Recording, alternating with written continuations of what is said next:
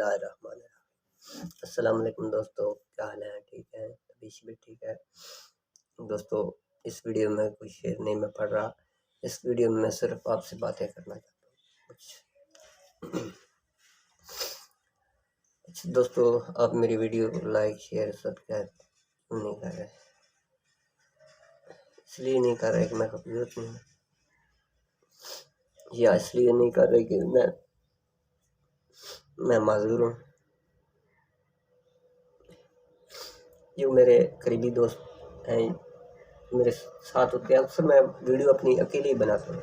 तो जिस दोस्त को कहूँ यार तू हैंडल में पकड़ना, वो ये कहता यार तू तू वीडियो बनाएगा, तेरी वीडियो कौन लाइक शेयर सब्सक्राइब करेगा।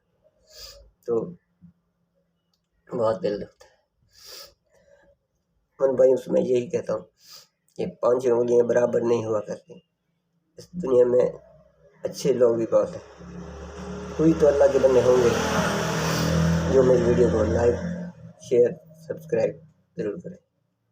कुछ तो ऐसे लोग होंगे जो मेरी मजदूरी को नहीं देखे। कुछ तो लोग होंगे जो कहेंगे यार ये बंदा ठीक है। तो प्लीज़ दोस्तों, मेरी वीडियो को लाइक शेयर सब्सक्राइब जरूर किया करें। अस्सलाम वालेकुम।